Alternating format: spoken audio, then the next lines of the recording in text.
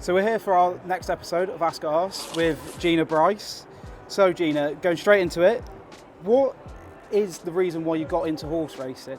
Is there a particular moment? I've always loved horses. I was obsessed with horses as a kid. I grew up riding, did a lot of show jumping, and then I guess when I was at university I started riding out for a trainer. I actually rode out for Willie Musson in Newmarket, which the early starts didn't, chime that well with student life, but managed to do it for my final year.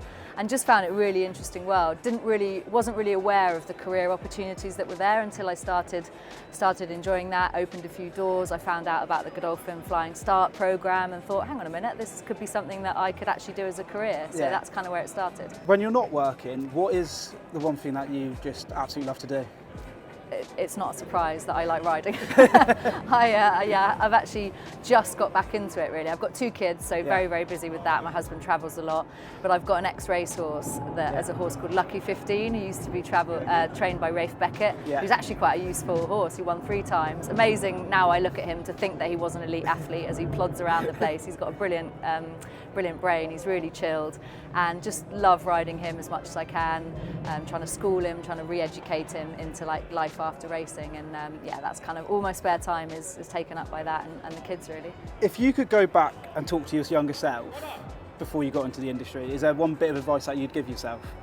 Have more confidence. It's hard when you're coming into a presenting role with no experience in a world where you're working alongside seasoned professionals, people that have done it for a number of years. So I can understand why I didn't necessarily have the confidence that maybe I should have at the beginning. But I think, working hard and backing yourself a bit more is definitely something I would look back and change if I had the opportunity again.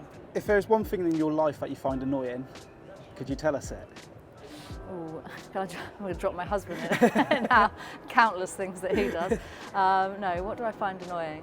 I'll tell you what I find annoying, and this actually came up quite recently.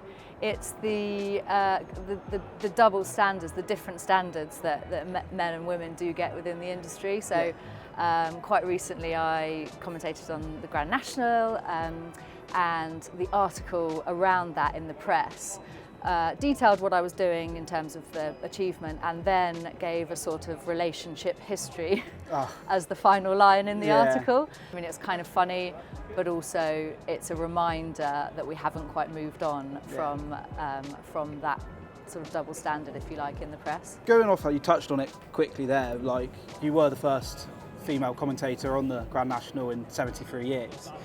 What was that sense of feeling that you got when you were asked to do that, and then if you could take us through how you felt on the day?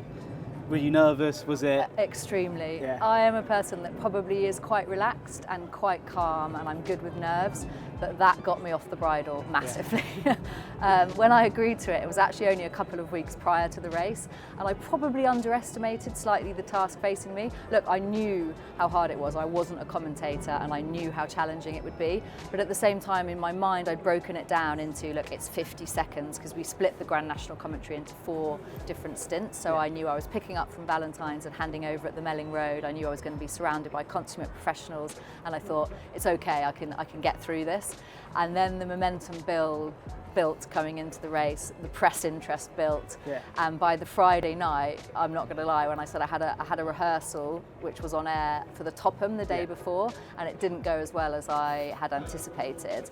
There are a lot more challenging external factors, I realised, once you actually get out into the countryside.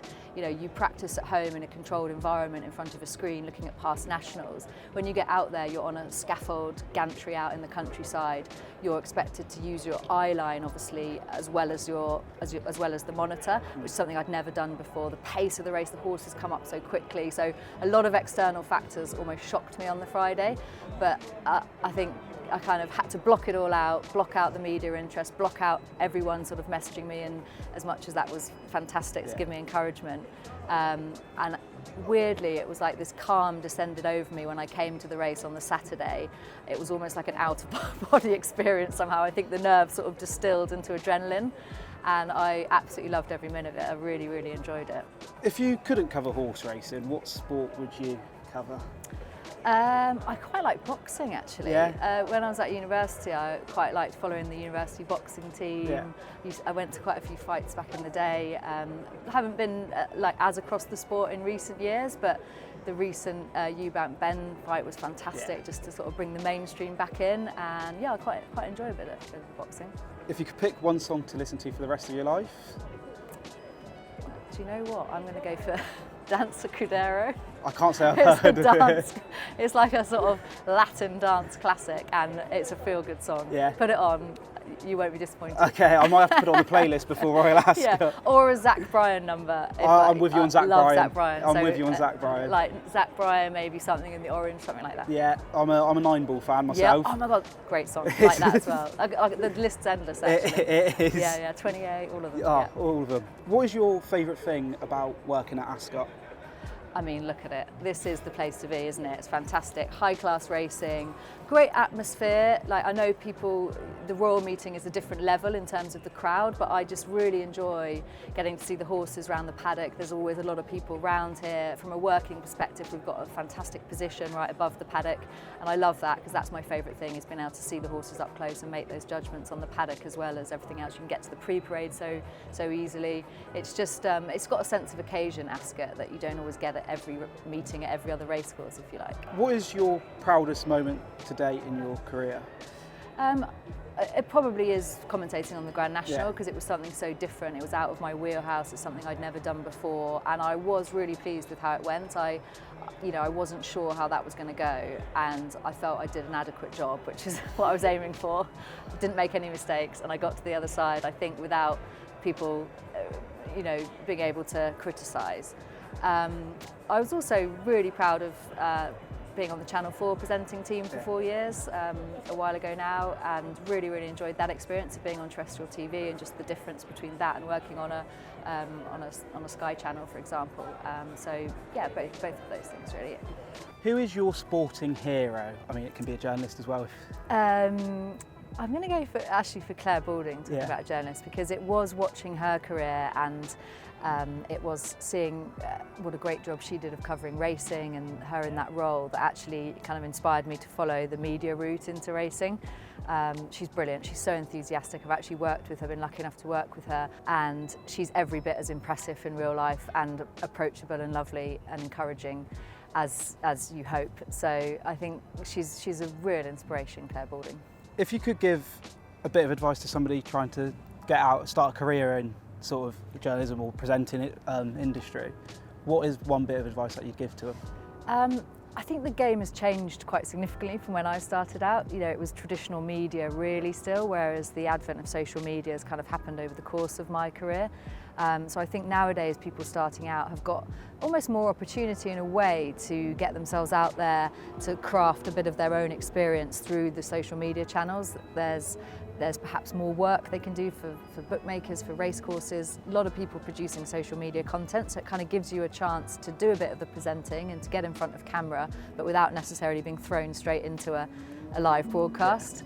But I think just saying yes to everything and getting yourself out there, it's all about connections in this industry, as everyone well knows, and the more you can be out at the big meetings, the more you can be meeting people, the more you can be in front of people, the more you can be meeting trainers. And at the grassroots level, it's not just about going to Royal Ascot, it's about doing whatever Brighton have got going on, or Southwell or Lingfield, because that way you meet everyone that you're going to need when you come into the paddock at Ascot to speak to. You've done the hard graft, if you like, at the coalface. So I'd say, get yourself out there as much as possible.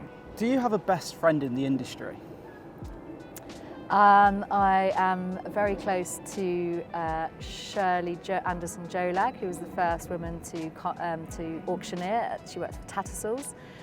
She's a real trailblazer and a fantastic friend, along with Vanessa Ryle, who works on Sky, equally talented broadcaster. And work-wise, I'm also very close to Jamie Lynch. He's a very good mate. Love it when we get to work together, which sadly these days is not that often. Great fun, and we speak regularly. What's the best thing about working in horse racing? I mean, this is my office. This is a day at work for me. It's unbelievable, isn't it? If you had to pick one horse to own, Yates or Frankel? Frankel. incredible. Yeah. I mean, I love Yates. He was a fantastic horse. So many achievements. Seen the Gold Cup being chief amongst them. But Frankel's the sexy profile, isn't he? Yeah. Frankel's the superstar. He's the one with the, you know, with the flair, with the brilliance. Last question for you is, if you had to sum Royal Ascot up in 3 words, what would those 3 words be? Exhilarating, nail-biting, and I guess traditional.